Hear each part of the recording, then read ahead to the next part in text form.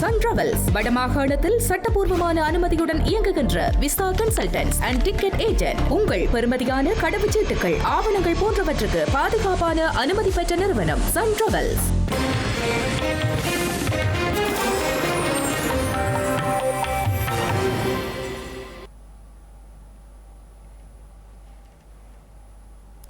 வணக்கம். இது ஐபிசி தமிழின் பிரதான செய்திகள். முதலில் தலைப்புச் செய்திகள். பௌத்த பிக்குகள் மீதான அவதூறுகளை நிறுத்துங்கள். அனுர அரசுக்கு ஞானசார தேரர் எச்சரிக்கை. இலங்கையில் சட்டவிரோத நிதி மோசடியில் ஈடுபட்டுள்ள சீன பிரஜைகள் 16 பேர் கைது. தொழிற்சங்க நடவடிக்கைக்கு தயாராகும் சுங்க தொழிற்சங்க கூட்டமைப்பு. கருப்பு பட்டி அணிந்து எதிர்ப்பு. போலியான வாக்குறுதிகளால் மக்களை ஏமாற்றும் அனுர. தோட்ட தொழிலாளர் சம்பள உயர்வு தொடர்பில் ஹரின் குற்றச்சாட்டு. வவுனியாவில் கத்தி குத்து தாக்குதல், பெண்ணொருவர் கைது. அமெரிக்காவின் கிழக்கு கடற்கரையில் பாரிய பனிப்பொழிவு. 5000க்கும் மேற்பட்ட விமானங்கள் இடைநிறுத்தம். தொடர்பான விரிவான செய்திகள்.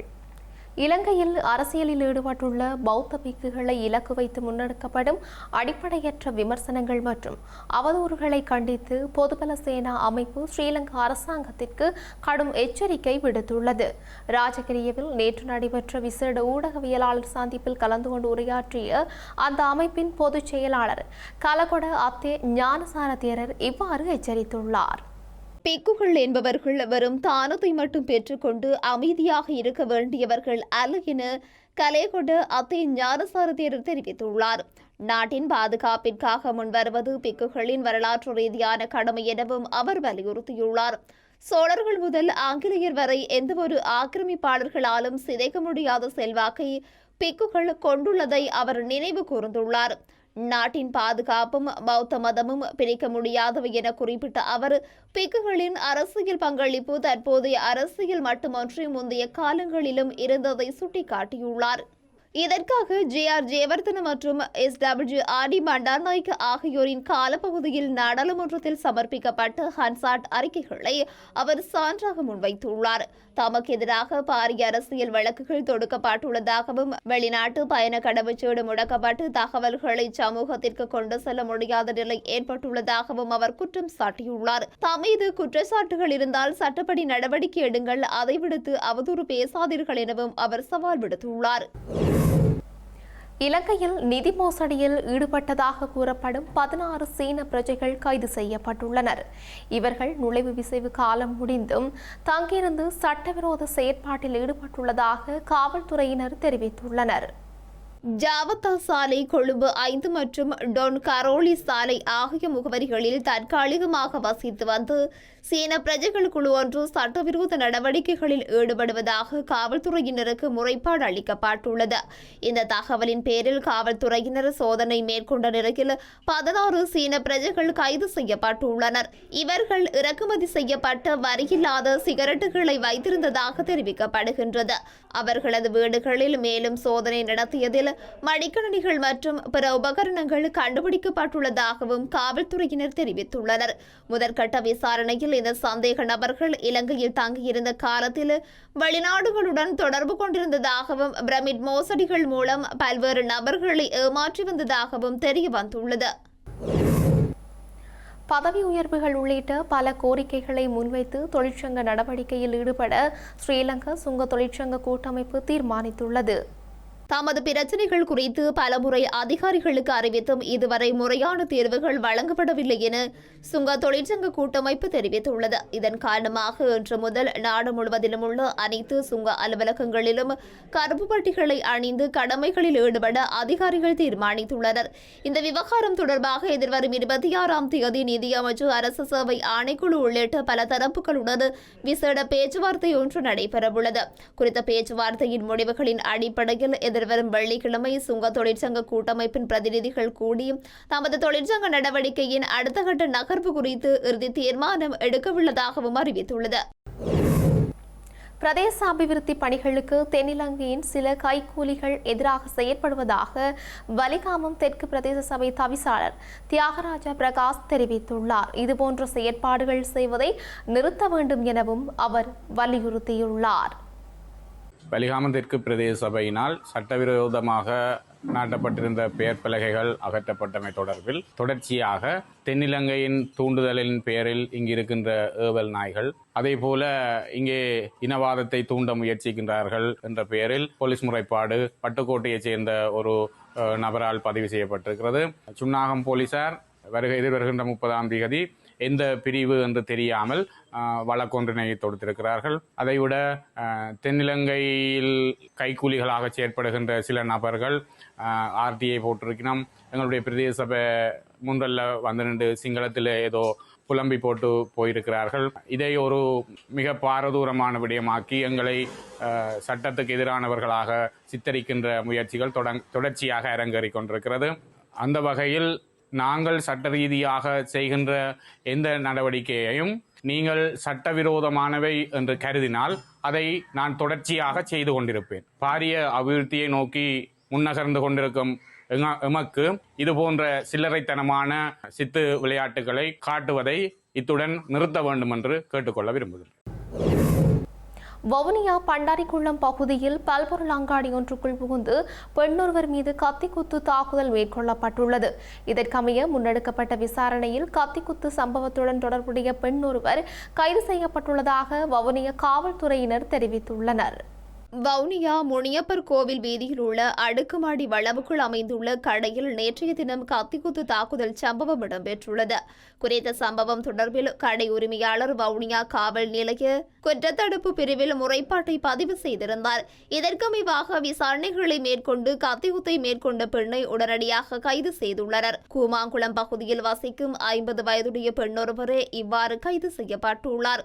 இதனையடுத்து அவரிடம் மேற்கொள்ளப்பட்ட விசாரணைகளின் அடிப்படையில் அடுக்குமாடி குடியிருப்பில் கடந்த 2 வருடங்களுக்கு மேலாக துப்புரவு வேலை செய்து வந்ததாகவும் அங்கு வாடகை அடிப்படையில் தங்கியிருந்த 64 வயதுடைய பெண்ணொருவருக்கும் அங்கு துப்புரவு பணி வேலை செய்து வரும் குறித்த சந்தேக நபருக்கும் இடையில் கடந்த சில நாட்களாக ஏற்பட்ட முரண்பாடுகள் காரணமாக சந்தேக நபரை அடுக்குமாடி குடியிருப்பின் உரிமையாளர் வேலையிலிருந்து நிறுத்தியுள்ளார். இந்த முரண்பாடு காரணமாகவே வேலையால் நிறுத்தப்பட்ட பெண்ணால் குறித்த கத்திக்குத்து தாக்குதல் மேற்கொள்ளப்பட்டுள்ளது. கத்திக்குத்துக்கு இலக்கான பெண் வவுனியா வைத்தியசாலையில் அனுமதிக்கப்பட்டுள்ளதாக காவல்துறையினர் தெரிவித்துள்ளனர். குறித்த சம்பவம் தொடர்பில் மேலதிக விசாரணைகளை மேற்கொண்ட பின் கைது செய்யப்பட்ட பெண்ணை நீதிமன்றத்தில் முற்படுத்த உள்ளதாக காவல்துறையினர் மேலும் தெரிவித்துள்ளனர். 2026ஆம் ஆண்டுக்கான தேசிய வீடமைப்பு திட்டம் நாளைய தினம் ஆரம்பிக்கப்பட உள்ள நிலையில் 31,000 வீடுகளை நிர்மாணிக்க திட்டமிட்டுள்ளதாக ஸ்ரீலங்கா வீடமைப்பு நிர்மாணத்துறை மற்றும் நீர்வளங்கள் அமைச்சர் கலாநிதி சுசில் ரணசிங்க தெரிவித்துள்ளார். இலங்கையில் உள்ள 13 மாவட்டங்களை உள்ளடக்கிய வகையில் இந்த வீடமைப்பு நிர்மாண திட்டம் நடைமுறைப்படுத்தப்பட திட்டமிடப்பட்டுள்ளதாகவும் அவர் குறிப்பிட்டுள்ளார். இலங்கையில் இந்த ஆண்டு 31,000 வீடுகளை நிர்மாணிக்க திட்டமிடப்பட்டுள்ளதாகவும் இதில் சுமார் 25,000 வீடுகள் நேரடி உதவியின் கீழ் நிர்மாணிக்கப்பட உள்ளதாகவும் ஸ்ரீலங்கா வீடமைப்பு நிர்மாணத்துறை மற்றும் நீர்வளங்கள் அமைச்சர் கலாநிதி சுசில் ரணசிங்க தெரிவித்துள்ளார். தமக்கென ஓரிடம் அழகான வாழ்க்கை எனும் துணிப்பொருளின் கீழ் 2026ஆம் ஆண்டுக்கான தேசிய வீடமைப்பு திட்டம் நாளைய தினம் ஆரம்பிக்கப்பட உள்ளதாகவும் அவர் தெரிவித்தார். இலங்கையில் உள்ள 13 மாவட்டங்களை உள்ளடக்கிய வகையில் இந்த வீடமைப்பு நிர்மாண திட்டம் நடைமுறைப்படுத்தப்படும் என்றும் அமைச்சர் தெரிவித்துள்ளார். தேசிய வீடமைப்பு அபிவிருத்தி அதிகார சபையின் கீழ் சுமார் 10,000 குடும்பங்களுக்கு வீடமைப்பு நிதியுதவி வழங்க நடவடிக்கை எடுக்கப்பட்டுள்ளதாகவும் இதற்காக 10,000 மில்லியன் ஒதுக்கப்பட்டுள்ளதாகவும் சுட்டிக்காட்டியுள்ளார்.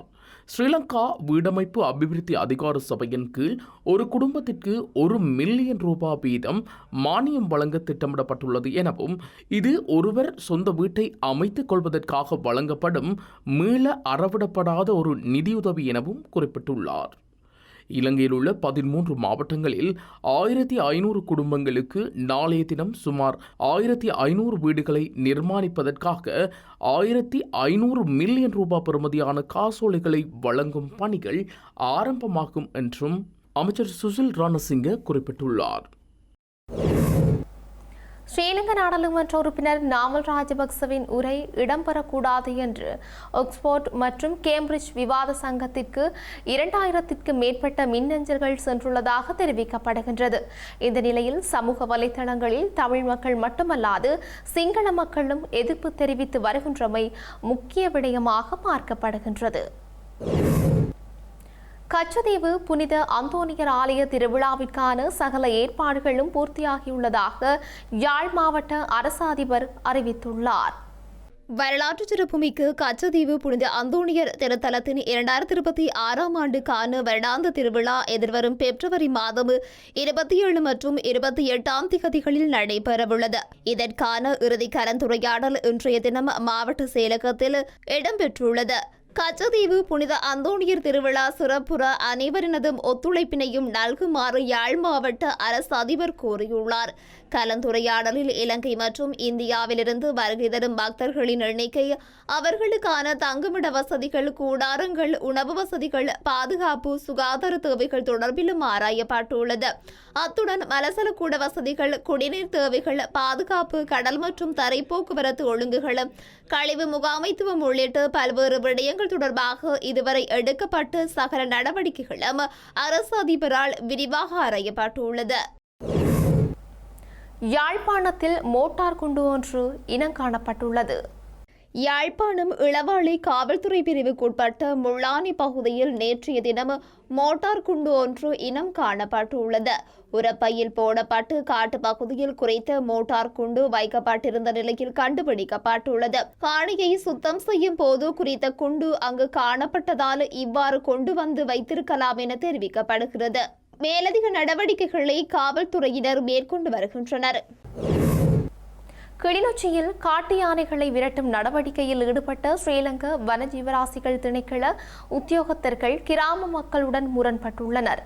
யானைகளை விரட்டும் நடவடிக்கையில் திணைக்களத்தினர் ஈடுபட்டிருந்த வேளையில் அவர்களின் இராணுவ வேலிகளை உடைத்துக் கொண்டு யானைகள் சென்றதை அடுத்து கிராம மக்களுடன் முரண்பட்டுள்ளனர். கிளிநொச்சி கரைச்சி பிரதேச செயலக பிரிவுக்குட்பட்டு திருவையாறு மற்றும் கனகாம்பிகை குளம் கிராம பகுதியில் காட்டு யானைகள் ஊருக்குள் புகுந்து பலத்த சேதத்தினை ஏற்படுத்தியிருந்தது. இந்த நிலையில் குறித்த பகுதியினை மாவட்ட அனர்த்த முகாமைத்துவ பிரிவின் பணிப்பாளர் நேரில் சென்று பார்வையிட்டிருந்தார். சாதாரணதர பரீட்சை நிலையங்களுக்கு அருகில் காட்டு யானைகள் நடமாடுவதனால் பரீட்சை முடிந்த பின்னர் காட்டு யானைகளை அப்புறப்படுத்தும் நடவடிக்கையில் ஈடுபடுமாறு வனஜீவராசிகள் திணைக்கள உத்தியோகத்தர்களுக்கு மாவட்ட அரசாங்க அதிபர் அறிவித்தல் வழங்கியிருந்தார். இதற்கமைவாக யானைகளை விரட்டும் நடவடிக்கையில் வனஜீவராசிகள் திணைக்களத்தினர் ஈடுபட்டிருந்த வேளையில் இராணுவத்தினரின் வேலிகளை உடைத்துக் கொண்டு இராணுவ முகாமுக்குள் குறித்த யானைகள் சென்றுள்ளன. இதனையடுத்து வன ஜீவராசிகள் திணைக்கள உத்தியோகத்தர்களை கிராம மக்கள் உபசரித்த போது அவர்கள் கிராம மக்களுடன் முரண்பட்டதுடன் அநாகரிகமான வார்த்தைகளால் கிராம மக்களை பேசியுள்ளதாகவும் தெரியவந்துள்ளது. ராமேஸ்வரத்தில் ஸ்ரீலங்கா கடற்படையினரால் கைது செய்யப்பட்டுள்ள இந்திய கடற்றொழிலாளர்களை விடுதலை செய்ய வலியுறுத்தி தொடர்ச்சியான வேலைநிறுத்த போராட்டம் முன்னெடுக்கப்பட்டு வருகின்றது.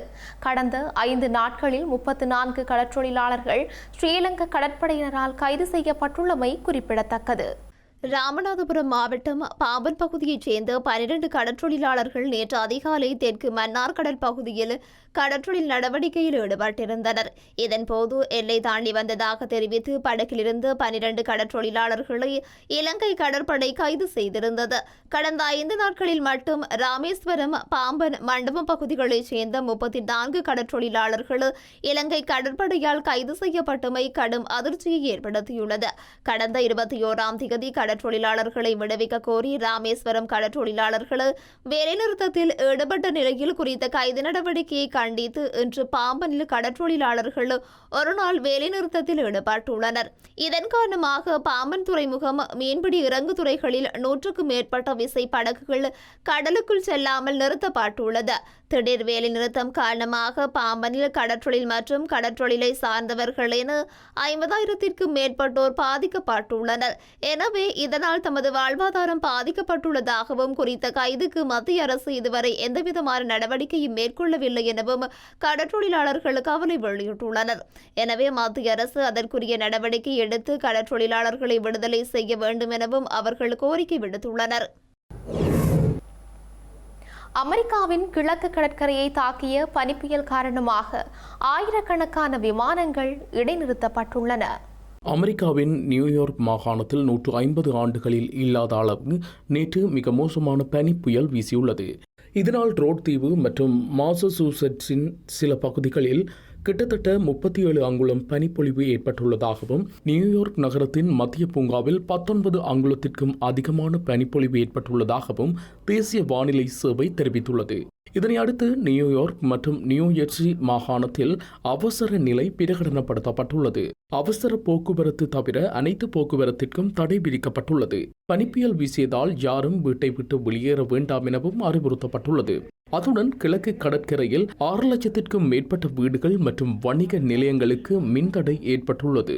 நியூயார்க்கின் முக்கிய விமானங்களில் 10,000க்கும் மேற்பட்ட விமானங்களின் சேவைகள் நேற்றுடன் இடைநிறுத்தப்பட்டன. அமெரிக்கா முழுவதும் 13,000க்கும் மேற்பட்ட விமான சேவைகள் பாதிக்கப்பட்டுள்ளன. நியூயார்க் நகர பாடசாலைகள் மூடப்பட்டுள்ளதுடன் வடக்கு கிழக்கு அமெரிக்காவில் 3.5 லட்சத்திற்கும் மேற்பட்ட வீடுகளில் மின்சாரம் துண்டிக்கப்பட்டுள்ளது. வட கரோலினாவில் இருந்து வடக்கு மைனே வரை பனிப்புயல் எச்சரிக்கை விடுக்கப்பட்டுள்ளது. செய்திகளின் நிறைவாக மீண்டும் தலைப்புச் செய்திகள். பௌத்த பிக்குகள் மீதான அவதூறுகளை நிறுத்துங்கள். அனுர் அரசுக்கு ஞானசார தேரர் எச்சரிக்கை.